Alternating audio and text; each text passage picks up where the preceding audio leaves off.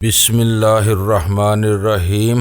گمنام ہیرو کے معزز ناظرین، السلام علیکم۔ آئیے چلتے ہیں کہانی کی طرف۔ اس معاملے میں ویرا ایک آدھ روز تک کوئی پیش رفت نہ کرتی تو کوئی امکان تھا کہ شی میں اس کی ساکھ تباہ ہو جاتی اور شی کے عالمی مقاصد کے خلاف کام کرنے کے جرم میں اس کا باپ خود ہی اسے غائب کرا دیتا۔ اس بھیانک کھیل کا زور توڑنے کے لیے یہ ضروری ہو گیا تھا کہ ملا سرکار کو فوری طور پر موت کے گھاٹ اتار کر اس کی لاش کو سرعام ڈال دیا جاتا تاکہ اخبارات اور ابلاغ کے دوسرے ذرائع سے اس کی تشہیر ہوتی اور ویرا کو یہ بہانہ ہاتھ آ جاتا کہ ملا سرکار کے قتل کے بعد بلیک کیٹس کی تنظیم اس کے لیے قطعی اجنبی تھی اور وہ ملا سرکار کے کسی جانشین کے سامنے آئے بغیر اسلحے کے لین دین کے سلسلے میں کچھ بھی کرنے سے قاصر تھی۔ ایک طرف وہ نازک معاملہ تھا، دوسری طرف مافیا کے مقامی چیف سیٹھ حبیب جیوانی نے اپنی بدنیتی کی بنا پر مجھے ایک حماقت میں الجھا لیا تھا۔ ڈان کی آمد اور حبیب جیوانی کے عزائم کی خبریں پا کر میں نے اس کی بیوی کو اغوا کر لیا تھا۔ ڈان کی کراچی آمد کا معاملہ بعض ناگزیر وجوہ کی بنا پر ٹل جانے کی وجہ سے وہ محاذ عارضی طور پر سرد پڑ چکا تھا، لیکن سیٹھ حبیب جیوانی کی بیوی میرے لیے گلے کی چچوندر بن گئی تھی۔ وہ مافیا کے مقامی چیف کی عزت تھی اور اس کے اغوا کو مدر مافیا والے اپنی ساکھ کے لیے گالی سمجھ کر میدان میں اتر سکتے تھے۔ میرا خیال تھا کہ سیٹھ حبیب جیوانی اتنا بے غیرت اور بے شرم نہیں تھا کہ اپنی بیوی کے غائب ہوتے ہی مدر مافیا والوں سے مدد کی بھیک مانگنے پر تل جاتا۔ کسی بھی جرائم پیشہ تنظیم کے سربراہ کے لیے یہ بات بڑی شرمناک تھی کہ وہ اپنی تنظیم تو کیا خود اپنے گھر کی بھی حفاظت نہیں کر سکا۔ بدنامی سے بچنے کے لیے سیٹھ حبیب جیوانی نے اس وقت تک اپنی بیوی کے اغوا کے معاملے کو راز میں رکھا ہوا تھا اور صرف سینڈو کی مدد سے اس کا سراغ لگانے کی ناکام کوشش کر رہا تھا۔ کچھ نہیں کہا جا سکتا تھا کہ وہ کب مایوس ہو کر اپنی تنظیم کے دوسرے لوگوں کو بھی میدان عمل میں لے آتا۔ سینڈو سے فون پر گفتگو ہونے کے بعد مجھے اندازہ ہوا کہ سیٹھ حبیب جیوانی سے اضطراری طور پر ایک ناقابل معافی حماقت کا ارتکاب ہوا تھا۔ جس وقت سلطان شاہ نے ایک گمنام اجنبی کی حیثیت سے فون پر اسے یہ اطلاع دی کہ ڈان کی کلب پر پولیس کے نرغے میں آ گیا تھا، اس سے بہت پہلے سیٹھ حبیب جیوانی کو یہ اطلاع مل چکی تھی کہ سپر ڈان نے بعض وجوہ کی بنا پر دورہ ملتوی کر دیا۔ آمد کا پروگرام چند روز کے لیے ملتوی کر دیا تھا۔ اس کے باوجود ڈان نے مشکلات میں گر جانے کی خبر سنتے ہی مشینی طور پر وہ سر سے پیر تک مافیا والوں کے احسانات کی دلدل میں دنسا ہوا تھا۔ انہوں نے اسے جرمنی کی جیل سے فرار کرا کے رپوشی کی زندگی بسر کرنے اور پاکستان میں مافیا کی سربراہی کرنے کا موقع فراہم کیا، اور اب چند روز پہلے انہوں نے سیٹھ حبیب جیوانی کے ہم شکل کی موت کو خود اس کی موت قرار دلوا کر اسے آزادی کی زندگی سے لطف اندوز ہونے کا موقع فراہم کر دیا تھا۔ اس لیے وہ سوچ بھی نہیں سکا کہ اس کے محسن اعظم کے نام پر کوئی اسے دھوکہ بھی دے سکتا تھا۔ مافیا میں قول و فعل کی سخت ترین رازداری صدیوں سے ایک مقدس رسم کی صورت میں چلی آ رہی تھی۔ وہ خبر سن کر سیٹھ حبیب جیوانی کے ذہن میں یہی خیال آیا ہوگا کہ سپر ڈان نے اپنی آمد کے التوا کی خبر دے کر اسے چند دنوں کے لیے بے فکر کر دینے کی کوشش کی اور خود پروگرام کے مطابق کراچی پہنچ کر براہ راست کی کلب کی طرف چلا گیا تاکہ اس کی تباہی و بربادی کے حقیقی اسباب کا ذاتی طور پر جائزہ لے سکے۔ وہاں وہ بدقسمتی سے پولیس کے گھیرے میں آ گیا۔ وہ سیٹھ حبیب جیوانی کی اپنی کوتاہی تھی جس نے مجھے اپنے منصوبے پر عمل پیرا ہونے کا سنہری موقع فراہم کر دیا تھا، لیکن سپر ڈان کی آمد میں التوا نے مجھے الجھن میں ڈال دیا تھا۔ میں مسز جیوانی کو سپر ڈان کی آمد تک قید میں رکھتا تو حبیب جیوانی مایوس ہو کر دوسروں کی مدد بھی طلب کر سکتا تھا۔ اس عورت کو رہا کرتا تو وہ اپنے شوہر کو جہانگیر اور اس کے گھر کے بارے میں بہت کچھ بتا سکتی تھی۔ یہ اور بات تھی کہ وہ جہانگیر کے گھر کے محلے وقوع سے واقف نہیں ہو سکی تھی، لیکن اس نے اپنے تریا چلیتروں سے جہانگیر کو ایسا الو بنایا تھا کہ اس کی خوابگاہ کے ذریعے پورے گھر میں گھومنے پھرنے میں کامیاب ہو گئی تھی۔ تیسرا راستہ یہ تھا کہ اسے ہلاک کر کے اس کی لاش غائب کر دی جاتی۔ بادی النظر میں اس عورت کا کوئی ایسا میری نگاہوں میں نہیں آ سکا تھا جس کی بنا پر میں کسی ناش کے بغیر اسے قتل کرنے کا فیصلہ کر لیتا۔ اس نے جہانگیر کی خلوت کو آباد کر کے اپنے شوہر سے بدترین بے وفائی کا ارتکاب کیا تھا۔ اگر میں کوئی صالح اور باعمل مسلمان ہوتا تو ایسی ایک جرم اسے سنگسار کر سکتا تھا، لیکن میرا کردار اس معاملے میں داغ تھا۔ دوسری طرف امکان بھی تھا کہ اس نے اپنے شوہر شوہر سے بے وفائی کا تصور کیے بغیر اپنے وجود کی رعنائیوں کو اسیری کی ندیدہ زنجیروں کو پگھلانے کے لیے آزمایا ہو۔ اگر میں فون کر کے جہانگیر کو بر وقت ہوشیار نہ کر دیتا تو وہ گدھا گزرے ہوئے لمحات کی رنگینیوں میں ڈوبا بستر پر ناشتے کا انتظار کرتا رہتا اور مسز جیوانی اس کی اس طرح چوکیدار کو بھی حسن و جمال کی کچھ بھینٹ دے کر وہاں سے صاف بچ نکلتی اور ہم لکیر پیٹتے رہ جاتے۔ میرے ایما پر ویرا غزالہ کے ساتھ ایک خوابگاہ میں چلی گئی تھی۔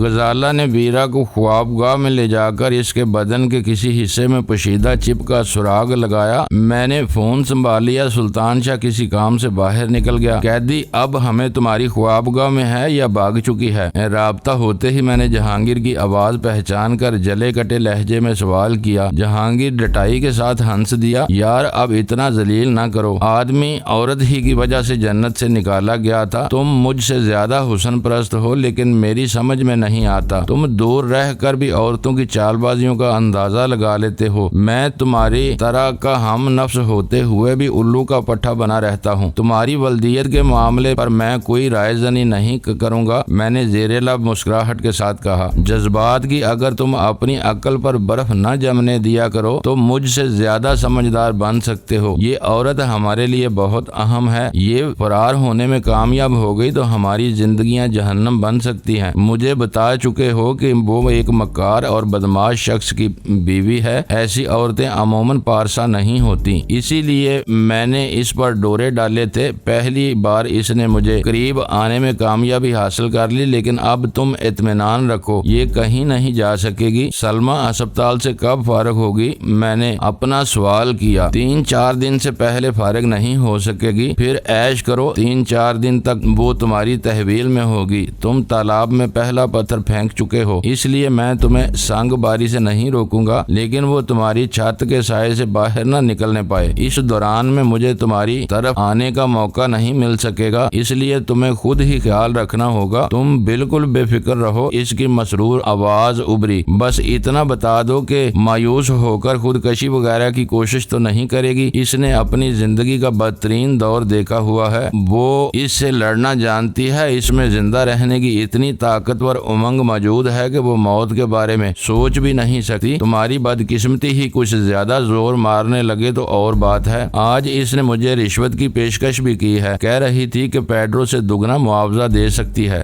10 گنا تو وہ پچھلی رات کو ہی ادا کر چکی ہے۔ میں نے اس کی بات کاٹ کر کہا، یہ نقد نارائن کی بات ہے، تمہارا نام سن کر وہ الجھن میں پڑ گئی تھی، کہہ رہی تھی کہ وہ سینڈو کو تو جانتی ہے لیکن یہ حرامی پیڈرو کہاں پیدا ہو گیا، اسے الجھن ہی میں رہنے دو، تم نقد ملتی ہے تو اینٹ لو، باقی آگے دیکھ لیں گے۔ سب ادھار کی باتیں ہیں، نقدی کے نام پر شہابی رنگ کے چرمی سکوں کے علاوہ اس کے پاس کچھ نہیں ہے۔ ہنسی کے ساتھ اس کی آواز ابری۔ بس تو پھر فی الحال چمڑے کی سوداگری میں اکتفا کرو، موقع ملا تو میں خود ہی دوبارہ بات کروں گا۔ اس دوران میں فلیٹ پر تلاش کرنے کی کوشش نہ کرنا۔ کیا کہیں باہر جا رہے ہو؟ اس نے پرتجسس لہجے میں سوال کیا۔ فی الحال کچھ نہیں کہہ سکتا، ہو سکتا ہے کہ جانا ہی پڑ جائے۔ کئی بار اس پر ہاتھ اٹھانے کو دل چاہا، اجازت ہو تو تھوڑی سی مار داڑ بھی کر لوں۔ اس نے جھجکتی ہوئی معذرت خواہانہ آواز میں سوال کیا۔ شاید تم نفسیاتی مریض ہو گئے ہو، میں نے زہریلے لہجے میں کہا۔ سلمہ سے تمہاری جان نکلتی ہے اور اس پر اپنی مردانگی آزمانے پر تلے ہوئے ہو، یہ بہت گھٹیا حرکت ہوگی۔ اب میں تمہیں کیا بتاؤں؟ اس کی خفت امیز آواز ابری۔ میں نہیں بلکہ وہ خود نفسیاتی مریضہ ہے،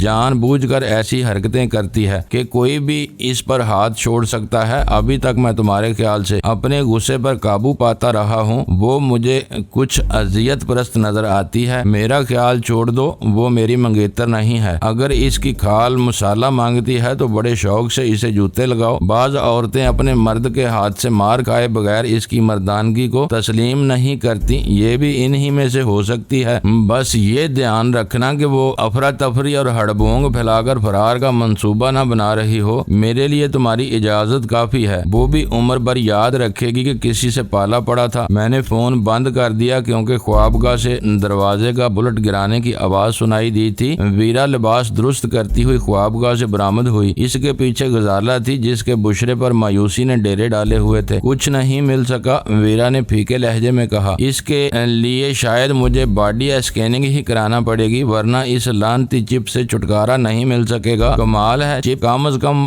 وال یا چاول کے دانے کے برابر ضرور ہوگی۔ اس سے چھوٹا چپ زیادہ طاقتور سگنل نشر نہیں کر سکتا۔ اسے تلاش کرنا اتنا دشوار نہیں ہونا چاہیے۔ میں نے ویرا کا پورا بدن حتیٰ کہ سر کی کھال تک ٹٹول کر دیکھ لی ہے، لیکن کہیں بھی جلد کے نیچے کسی چیز کی موجودگی کا اندازہ نہیں ہو سکا۔ میں نے تمام غدود تک اچھی طرح دیکھے ہیں، غزالہ نے کہا، جہاں جہاں میرے ہاتھ جا سکتے ہیں۔ میں نے خود بھی غزالہ کی مدد کی ہے، ویرا بولی۔ ہو سکتا ہے کہ وہ چپ جلد کی چربی کے نیچے چھپایا گیا ہو۔ ناممکن، میں نے پروسوک لہجے میں کہا۔ چربی یا گوشت کے ریشے کسی بیرونی چیز کو قبول نہیں کرتے۔ چپ کی وجہ سے وہاں اندر ہی اندر زخم بننا اور سڑنا شروع ہو جاتا جو تم سے پوشیدہ نہیں رہ سکتا تھا۔ پھر گہرائی میں ہونے کی وجہ سے چپ کے سگنل بھی کمزور ہو جاتے۔ ہو سکتا ہے کہ انہوں نے مجھے چپ کھلا دیا ہو، ویرا نے رائے ظاہر کی۔ احمقانہ باتیں نہ کرو، میں نے برا سا منہ بنا کر کہا۔ اتنی مدت تک کوئی چیز معدے میں رہ نہیں سکتی۔ 2-4 گھنٹے کے لیے بھی چپ نگلوانا بے سود ہوتا، کیونکہ معدے میں سے سگنلوں کی دور تک پھیلنا محال ہوتا۔ وہ چپ تمہاری کھال کے نیچے ہی ہونا چاہیے۔ ہمیں تو نہیں ملا، اب تم خود ہی اسے تلاش کر لینا، ویرا جل کر بولی۔ نہیں ویرا، یہ کیسے دیکھ سکتے ہیں؟ ہم لوگ ابھی اتنے آزاد خیال نہیں ہوئے، غزالہ نے ہنس کر کہا۔ ویرا نے لہجہ بھر کے لیے اسے گورا، پھر غصیلے لہجے میں بولی، کیوں نہیں دیکھ سکتے؟ کیا مجبوری میں عورتیں مرد ڈاکٹروں سے رجوع نہیں کرتی؟ اتنی ترقی تو تم لوگوں نے بھی کر لی ہے کہ مرد گائناکالوجسٹ عورتوں کو بچے جنواتے ہیں۔ تھوڑی دیر کے لیے ڈینی کو ڈاکٹر سمجھ لینے میں کیا حرج ہے؟ غزالہ کے چہرے پر بدمزگی کے آثار امڑ آئے۔ ویرا نے غزالہ کے اعتراض کو اپنی انا کی توہین سمجھ لیا، اور مجھے اندازہ ہو رہا تھا کہ میں نے اس معاملے کو ٹالنے کی کوشش نہ کی تو ان دونوں میں شدید جھڑپ ہو جائے گی۔ اس لیے میں نے نرم لہجے میں بات کا رخ گما دیا۔ یہ بعد کی باتیں ہیں، آرنٹ کے ہر کام کی آمد سے یہ یقین نہیں کر سکتے کہ تمہارے جسم میں واقعی کوئی چپ موجود ہے۔ تمہارے علم میں لائے بغیر وہ لوگ ایسی کوئی حرکت کر سکتے تھے؟ صلح صفائی ہونے سے قبل ہی میں شی میں باز پرس کے مراحل سے گزری ہوں، ویرا تلخ لہجے میں بولی۔ ہفتوں ان کی قید میں رہی ہوں، اس دوران میں وہ مجھے بے ہوش بھی کر رہے تھے۔ بے ہوشی کے دوران میں وہ میرے علم میں لائے بغیر میرے ساتھ کچھ بھی کر سکتے تھے، لیکن جلد کا کوئی بھی زخم، خواہ وہ ہانس کی خراش ہی نہ ہو، بھرنے میں کئی دن کا کام لیتا ہے۔ تمہیں پتہ چل جانا چاہیے تھا کہ تمہاری جلد پر نشتر زنی کی گئی ہے۔ یہ فضول مفروضات ہیں، ویرا اکتائے ہوئے لہجے میں بولی۔ ان میں الجھ کر تم وقت برباد کر رہے ہو۔ شی 20ویں صدی کی انتہائی ترقی یافتہ تنظیم ہے، جو لوگ خلا میں تیرتے ہوئے مواصلاتی سیاروں کی مدد سے سب کچھ دیکھ اور سن سکتے ہیں۔ ان کے لیے مجھے چند روز تک مسلسل بے ہوش رکھنا یا میرے جسم والی جگہ کو زخم مندمل ہونے تک مسلسل سن کیے رکھنا کوئی کام نہیں تھا۔ جب میں کہہ رہی ہوں کہ میرے بدن میں چپ موجود ہے تو تم کو بحث کیے بغیر میری بات پر یقین کر لینا چاہیے۔ تم نے ویرا کے بدن کا کوئی حصہ نظر انداز تو نہیں کیا؟ میں نے غزالہ سے پوچھا۔ نہیں، غزالہ نے پورے یقین سے کہا، ویرا نے خود مجھ سے بہت تعاون کیا ہے، اور تم اس کے بدن پر کوئی نئی یا پرانی خراش تک تلاش نہیں کر سکی؟ میں نے حیرت سے پوچھا۔ خراشیں تو بہت سی ہیں، ویرا معنی خیز لہجے میں بولی۔ اس کی طرح میرا بدن بھی زخم کھاتا رہا ہے، کچھ تازہ چرکے لگائے ہوئے ہیں جو اب بھر چکے ہیں۔ تم نے انہیں بھی ٹٹولا تھا؟ میں نے سنجیدگی سے سوال کیا۔ نئے زخموں کو خریدنا بے سرو تھا، پرانے نشانات کو اچھی طرح دیکھا ہے۔ غزالہ اپنی بات پر اعتماد لہجے میں پوری کرتے چونک پڑی، جیسے اسے کچھ یاد آ گیا ہو۔ جو کچھ ذہن میں آ رہا ہے کھل کر بتا ڈالو، میں نے اسے کہا۔ اسے میری بہت بے تکلفی ہے، یہ کسی بات کا برا نہیں منائے گی۔ ہو سکتا ہے کہ تم کوئی اہم بات بھول گئی ہو جو اب یاد آ رہی ہو۔ ویرا کے پیٹ کے نچلے حصے پر دائیں طرف کاج کے برابر باریک پرانا نشان ہے جسے میں نے چھوڑ دیا تھا۔ غزالہ نے خاموش ہونے پر آہستگی سے کہا، اسے کیوں چھوڑا تم نے؟ میں نے قدرے تیزی کے ساتھ غزالہ سے پوچھا۔ اس کے جواب دینے سے پہلے ہی ویرا بول پڑی، میں نے بتا دیا تھا کہ وہ اپینڈکس کے آپریشن کا بہت پرانا نشان ہے، تمہاری کھوپڑی پر شاید کوہر پڑی ہوئی ہے۔ میں نے اسے ڈانٹتے ہوئے کہا، اس قسم کے کام کے لیے پرانے زخم سے بہتر جگہ کوئی اور نہیں ہو سکتی، آدمی کو خود بھی شبہ نہیں ہو سکتا۔ میری بات مکمل ہونے سے پہلے ہی ویرا نے وہیں کھڑے کھڑے اپنے لباس میں ہاتھ ڈال کر اپنے زخم کو ٹٹولنے کا قصد کیا۔ غزالہ اس کا ہاتھ تھام کر اسے خوابگاہ کی طرف لیتی چلی گئی۔ میری دانست میں وہ چند سیکنڈ کا کام تھا۔ جب ان دونوں کی طرف سے تاخیر ہونے لگی تو میں نے خوابگاہ کے دروازے پر دستک دیتے ہوئے غزالہ کو پکارا۔ بس ابھی آتے ہیں، وہ مل گیا۔ غزالہ کی آواز سن کر میرے دل کی دھڑکنیں تیز ہو گئیں۔ چپ کی دریافت کسی بھی بڑے واقعے سے حقیر نہیں کہی جا سکتی تھی۔ وہ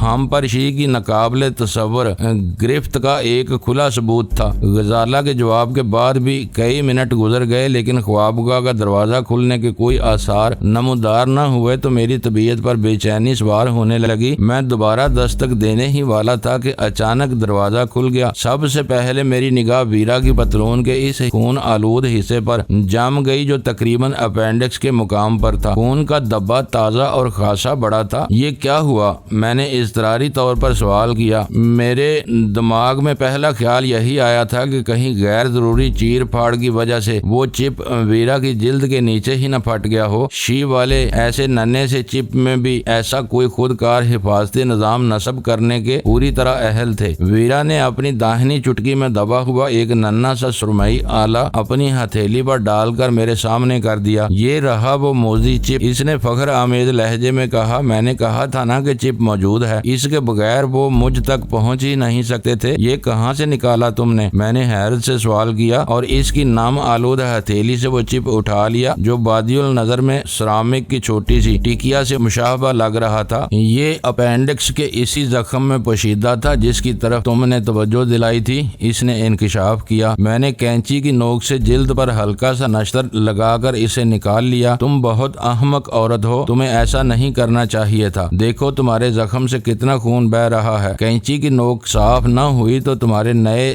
زخم میں زہر بھی پھیل سکتا ہے۔ مجھے معلوم تھا کہ اسے برآمد کرنے کے لیے تم ڈاکٹر اور سرجن سے رجوع کرنے کا مشورہ دو گے۔ جو ہونا تھا وہ ہو گیا۔ میں نے کینچی کی نوک ڈیٹول میں صاف کر لی تھی۔ جو خون تم میری پتلون پر دیکھ رہے ہو وہ چپ نکالنے کی کوششوں میں بہا تھا۔ بعد میں غزالہ نے زخم کی اچھی طرح ڈریسنگ کر دی۔ خون کا بہاؤ رک چکا ہے، 2-3 روز میں یہ زخم بھی بھر جائے گا۔ میرا خیال ہے کہ ہمیں اس چپ کو ضائع کر دینا چاہیے۔ زخم پر ٹانکوں وغیرہ کی ضرورت تو نہیں ہے؟ میں نے غزالہ سے سوال کیا۔ میں نے اسے منع کیا تھا لیکن یہ نہ مانی۔ غزالہ نے اپنی صفائی پیش کرتے ہوئے کہا، میرے خیال میں جلد پر 2-3 ٹانکے لگانے کی ضرورت تھی، اب زخم دیر سے بھرے گا۔ میں نے خاصا اصرار کیا کہ ویرا کسی ڈاکٹر کو اپنا زخم دکھا لے لیکن وہ ٹس سے مس نہ ہوئی بلکہ مجھ سے اصرار کرتی رہی کہ کوئی نئی مصیبت نازل ہونے سے پہلے مجھے چپ کو تباہ کر دینا چاہیے۔ میں تمہیں پہلے ہی بتا چکا ہوں کہ چپ مل گیا تو میں اسے کسی پاگل کتے کے گلے میں باندھ دوں گا۔ میں اب بھی اپنے اس ارادے پر قائم ہوں۔ تکرار کو ختم کرنے کے لیے میں نے فیصلہ کن لہجے میں کہا، پاگل کتا تم کہاں سے لاؤ گے؟ ویرا نے تمسخر امیز لہجے میں پوچھا۔ جمی لائٹ نہیں ملتا تو نہ صحیح، شہر میں بہتیرے پاگل کتے مل جائیں گے۔ یہ بلا وجہ کی ضد ہے، غزالہ نے ویرا کا ساتھ دیتے ہوئے کہا۔ پاگل کتے آسانی سے قابو میں نہیں آتے، اس نے کاٹ لیا تو لینے کے دینے پڑ جائیں گے۔ کتے کی طرح بھونکنے اور پیٹ میں 14 انجیکشن لگوانے سے بہتر ہے کہ میری بات مان لو، ویرا بولی۔ یہ بلا وجہ کی ضد نہیں ہے، میں نے ناصحانہ لہجے میں کہا۔ آوارہ کتے کی بجائے میں کسی بلی کو بھی استعمال کر سکتا ہوں۔ ویرا کھلکھلا کر ہنس پڑی۔ تم نے اس راہب کا قصہ ضرور سنا ہوگا جو اپنے بند حجرے میں بلی پکڑنے کی ناکام کوششوں میں لہو لہان ہو کر رات گئے اپنے ایک پیروکار کے گھر گیا تھا۔ میں غسیلی نظروں سے اسے گور کر رہ گیا مگر غزالہ کے لیے وہ کوئی نیا اور دلچسپ قصہ تھا۔ راہب کو اپنی پیروکار کے گھر جانے کی ضرورت کیوں پیش آ گئی تھی؟ اس نے پوچھا۔ پچھلی شام اسی پیروکار نے راہب کے سامنے اپنے کسی اعتراف جرم کے سلسلے میں بلی پکڑنے کا ذکر کیا تھا۔ راہب اس سے یہ پوچھنے گیا تھا کہ اس نے بلی کیسے پکڑی تھی۔ یہ کیا بات ہوئی؟ غزالہ نے باری باری ہم دونوں کے چہرے تکتے ہوئے سوال کیا۔ اس کی باتوں میں اپنا سر نہ کھپاؤ، میں نے ترش لہجے میں کہا۔ یہ بعض اوقات بہت ناشائستہ اور جارح ہو جاتی ہے، اس کا سدھرنا بہت مشکل ہے۔ تم دونوں کی نوک جھوک میرے لیے عموماً ناقابل فہم ہوتی ہے، غزالہ اداس لہجے میں بولی۔ اس کا چہرہ قدرے اتر گیا تھا۔ کبھی کبھی تو مجھے یوں محسوس ہونے لگتا ہے کہ میں بلا وجہ ہی تمہارے درمیان آ گئی۔ تم دونوں میں اس قدر باتیں اور عادتیں مشترک ہیں کہ میں شاید کبھی اس خلا کو پورا نہ کر سکوں گی۔ اب یہ بتاؤ کہ کتے اور بلی سے تمہارا کیا مطلب ہے؟ غزالہ کے رد عمل سے ویرا شیر ہو گئی۔ یہ چپ ہم نے تباہ کر دیا تو آرنٹ کے ریسیور پر اس کے سگنل موصول ہونا بند ہو جائیں گے اور وہ سمجھ لیں گے کہ ہم نے اس سے چھٹکارا حاصل کر لیا ہے۔ یہ معلوم ہوتے ہی وہ ویرا کی نگرانی کے لیے کوئی دوسرا دوسرا بندوبست کر لیں گے۔ اگر یہ چپ اسی طرح کسی آوارہ جانور کے گلے میں باندھ دیا جائے تو وہ ویرا کی طرف سے مطمئن رہیں گے۔ انہیں چوٹ کھانے کا احساس اس وقت ہوگا جب ان کا کوئی آدمی سگنلز کے سہارے ویرا تک پہنچنے کی کوشش کرے گا اور اس کے بجائے کسی کتے یا بلی کو اپنے روبرو پائے گا۔ تم بہت چلاک اور مکار ہو۔ ویرا ایک گہرا سانس لے کر بولی، جھوٹی اور فل بدی کہانیاں تراشنے میں تمہیں ایسی مہارت ہو گئی ہے کہ تم داستان گو بن سکتے ہو۔ غزالہ کی آنکھوں میں بھی میری طرف سے بے اعتباری لہرا رہی تھی۔ اس نے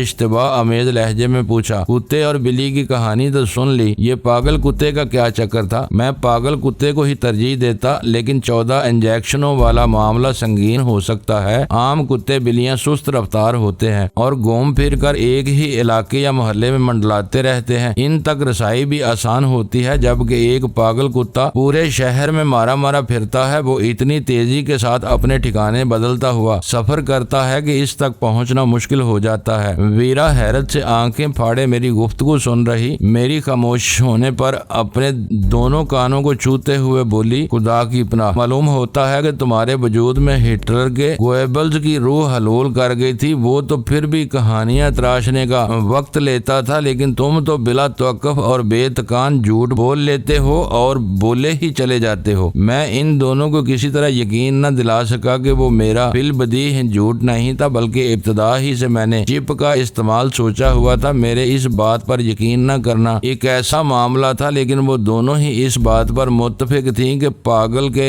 گلے میں اس سے بہتر کوئی اور مصرف نہیں ہو سکتا تھا۔ ویرا کے پیٹ کی جلد میں چھپایا ہوا چپ ایک پاگل کتے کی گردن سے برآمد ہونے کی خبر سن کر جمی لائڈ اپنا سر پیٹتا رہ جاتا۔ اس ستم ظریفی سے اسے یہ اندازہ بھی ہو جاتا کہ ویرا میرے ساتھ مل گئی ہے۔ اسی اثنا میں سلطان شاہ واپس لوٹ آیا۔ اس نے ویرا کے بدن سے چپ کی برآمدگی کی خبر حیرت اور بے یقینی کے ساتھ سنی۔ اس کے لیے زیادہ حیران کن بات یہ تھی کہ ویرا نے اپنی جلدی شگاف دے کر خود ہی وہ چپ برآمد کیا تھا۔ اور تو سب کچھ ٹھیک ہے، لیکن ویرا کی دلیری کا قصہ ناقابل فہم ہے۔ سلطان شاہ پوری کہانی سن کر کن آنکھوں سے ویرا کی طرف دیکھتا ہوا بولا۔ ویرا آنکھیں نکال کر اس پر چڑھ دوڑی۔ تمہیں میرے لباس پر خون کے دھبے نظر نہیں آ رہے؟ یہ کسی کا خون ناحق بھی ہو سکتا ہے، سلطان شاہ دھیمی آواز میں بڑبڑایا۔ مجھے تو تمہارا دامن ہمیشہ ہی داغدار نظر آتا ہے، آج کون سی انوکھی بات ہے؟ تم بھی اسی ڈینی کے بچے کے چیلے ہو؟ ویرا نے گراتے ہوئے جھپٹ کر سلطان شاہ کو زور سے دھکا دیا۔ وہ اپنا توازن برقرار نہ رکھتے ہوئے صوفے پر ڈھیر ہو گیا۔ تم دونوں تو ہاتھ دھو کر بیچاری ویرا کے پیچھے پڑ گئے ہو۔ غزالہ نے وہ تماشا دیکھ کر ملامت امیز لہجے میں سلطان شاہ سے کہا، اس وقت یہ بیچاری بنی ہوئی ہے، جب اپنی تریاحٹ پر اترتی ہے تو بڑے بڑوں کے کان کاٹنے لگتی ہے۔ سلطان شاہ نے صوفے پر اسی حالت میں پڑے پڑے کہا۔ ویرا دانت پیستی ہوئی اس کی طرف لپکی تھی، لیکن میں نے بازو تھام لیا۔ اب اتنی تیزی نہ دکھاؤ،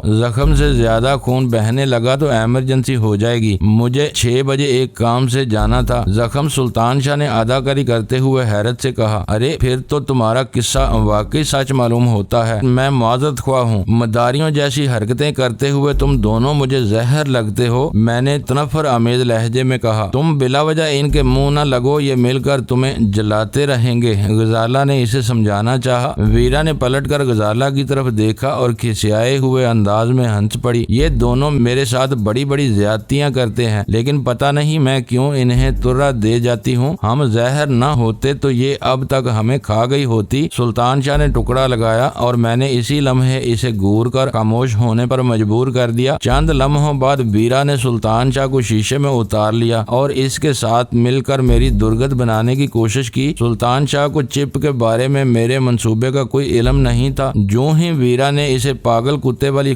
بات سنائی، اس نے درویشانہ انداز میں جھومنا شروع کر دیا۔ اس کے غیر متوقع رد عمل پر ویرا سلگ اٹھی اور بنا کر بولنے لگی، ایسا معلوم ہو رہا ہے جیسے تم نے میری زبان سے اپنے لوگوں کا ذکر سن لیا ہے۔ میں ڈینی کی عقل مندی پر اپنا سر دھن رہا ہوں۔ وہ اسی طرح جھومتا ہوا بولا، اس نے تمہارے بدن سے برآمد ہونے والے چپ کے لیے مناسب ترین مقام تجویز کیا ہے۔ ویسے تمہارے بدن میں کہاں گاڑا گیا تھا؟ میں تمہارا منہ توڑ دوں گی۔ یہ کیا بکواس کر رہے ہو؟ ویرا حلق کے بل چیخی۔ اوہ سمجھا، تمہاری طرف شاید نال گاڑنے کا رواج نہیں ہوتا۔ سلطان شاہ اس کے لہجے کا کوئی اثر لیے بغیر سکون سے بولا، بولا، وہ مجھ سے مخاطب ہو گیا، صرف کتے سے بھی کام چل سکتا تھا، یہ پاگل کتے کی کیا ضرورت پیش آ گئی تمہیں؟ کتا ہوش مند ہو، پاگل ہوتا تو کتا ہی ہے، پاگل کتا بہت ہی کتا ہوتا ہے، شیپ والے اس کا پیچھا کرتے کرتے عاجز آ جائیں گے، میں نے ہنستے ہوئے کہا۔ ویرا میری اس تجویز پر چراغ پا ہو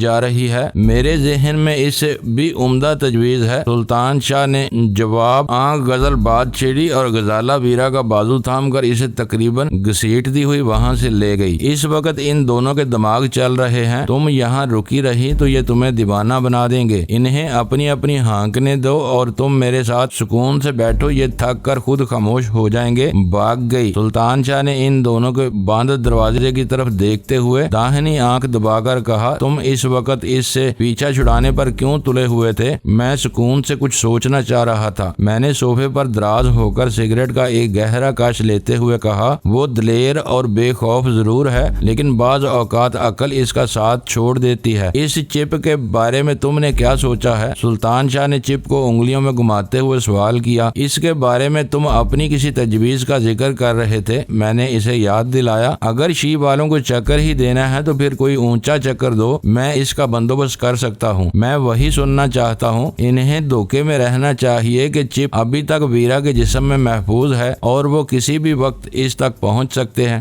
بدانی چال اور پٹیل پاڑے سے ہر روز ملک کے شمالی علاقوں کے لیے متعدد بسیں روانہ ہوتی ہیں، ان میں سے مجھے کوئی نہ کوئی شناسا مل ہی جائے گا، میں یہ چپ ایک کپڑے میں سی کر اسے دے دوں گا، اپنے گاؤں پہنچ کر وہ شخص پہاڑوں میں رہنے والی کسی پرندے کے پیر میں یہ پٹی باندھ کر اسے اڑا دے گا۔ یہ پرندے میلوں اوپر اڑتے ہیں اور برف پوش پہاڑوں میں بسیرا کرتے ہیں۔ شی والے اپنے کمپیوٹروں پر جب یہ معلوم کریں گے کہ ان کا چپ ایسے ناقابل گزر علاقوں میں پہنچ چکا ہے تو وہ اپنا سر پیٹ لیں گے۔ ویرا ان کی نظروں سے روپوش ہونے میں کامیاب ہو گئی تو وہ یہی سمجھیں گے کہ ویرا بغاوت کی سزا سے خوف زدہ ہو کر شمال کے برف پوش پہاڑوں میں جا چھپی ہے اور وہاں بھٹکتی پھر رہی ہے۔ اس کی تجویز سن کر میرا دل باغ باغ ہو گیا۔ آرنٹ کو اپنے آلات پر جب یہ علم ہوتا کہ ویرا پاکستان کے شمالی سرحدی علاقے میں ہزاروں فٹ کی بلندی پر محو پرواز ہے تو اس کے ذہنی توازن کے بارے میں قیاس کرنا دشوار نہیں تھا۔ وہ ہماری حکمت عملی کی تہہ تک پہنچ ہی نہیں سکتے تھے۔ وہ ایک ہی نتیجہ اخذ کرتے کہ ویرا نے کسی طیارے کے ساتھ ان پہاڑوں میں اپنا مسکن بنا لیا ہے۔ رسد وغیرہ حاصل کرنے کے لیے وہ اپنے طیارے یا ہیلی کاپٹر میں آبادی کی طرف سفر کرتی ہے اور ضرورت کا ضروری سامان لے کر پھر اپنے ٹھکانے پر لوٹ آتی ہے۔ اتنا مجھے بھی معلوم تھا کہ پہاڑی پرندے برفانی موسم کی سختیوں کے اس قدر عادی ہو جاتے ہیں کہ بدترین طوفانوں کے باوجود سالہ سال اپنے نشیمن نہیں بدلتے، رزق کی تلاش میں ہر صبح ایک ہی آشیانے سے پرواز کرتے ہیں اور میلوں دور کا سفر کر کے سرے شام اسی آشیانے پر لوٹ آتے ہیں۔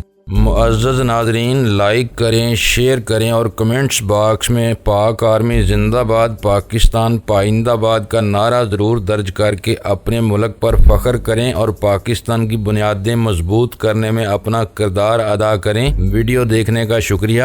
معزز ناظرین، اپنا خیال رکھیے گا اور ہمارے چینل کا بھی۔ ISI پاک آرمی زندہ باد، پاکستان پائندہ باد۔